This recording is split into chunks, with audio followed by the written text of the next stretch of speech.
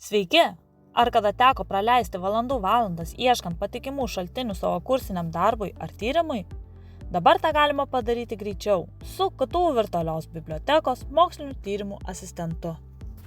Mokslinių tyrimų asistentas – tai dirbtinio intelekto įrankis, kuris padeda rasti atsakymus į mokslinius klausimus. Jis analizuoja bibliotekos mokslinius šaltinius ir pateikia aiškų apibendrintą atsakymą su nuorodomis į 5 svarbiausius šaltinius. Tai reikia įvesti klausimą, kuris jūs domina. Pavyzdžiui, kaip klimato kaita veikia atsinaujinančios energetikos plėtrą. Po kelių akimirkų gausite atsakymą su nuorodomis į tikrus mokslinius darbus. Mokslinių tyrimų asistento atsakymuose naudojama didžioji bibliotekoje esančio turinio dalis ir nustatomi 5 dokumentai, kurie gali padėti atsakyti į jūsų klausimą. Tada iš kiekvieno šaltinio aprašymo arba santraukų išrenkama svarbiausia informacija ir parašomas atsakymas.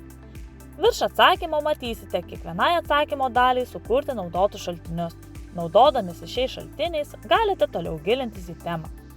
Atminkite, kad reikėtų patikrinti, ar dirbtinio intelekto generuojami atsakymai yra teisingi, nes jie ne visada gali būti tikslūs ir nepasenę.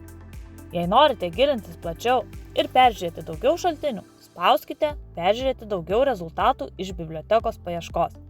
Jei domina tik tam tikros rūšies informacija, pavyzdžiui, straipsniai ar naujausios publikacijos, galite naudoti filtrus.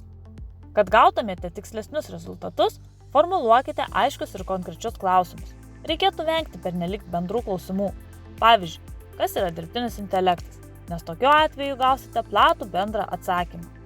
Užklausą reikėtų sukonkretinti. Pavyzdžiui, kuo dirbtinis intelektas naudingas marketinge. Tuomet atsakymas bus daug informatyvesnis. Būkite konkretesni ir suformuluokite savo užklausą klausimo formą. Užklausų pavyzdžių rasite pradžios ekrane. Asistentas supranta lietuvių ir anglų kalbas, todėl galite užduoti klausimus ta kalba, kuria jums patogiau. Dauguma bibliotekoje esančios medžiagos yra anglų kalba. Jei užduosite klausimą ne anglų kalba, asistentas atliks paiešką ir vietinę ir anglų kalba ir atsakymą parašys ta kalba, kuria uždavėte klausimą.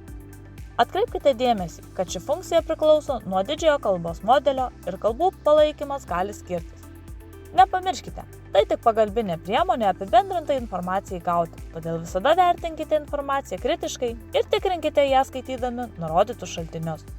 Išbandykite mokslinių tyrimų asistentą apsilankę virtualioje bibliotekoje adresu virtualibiblioteka.ktu.edu.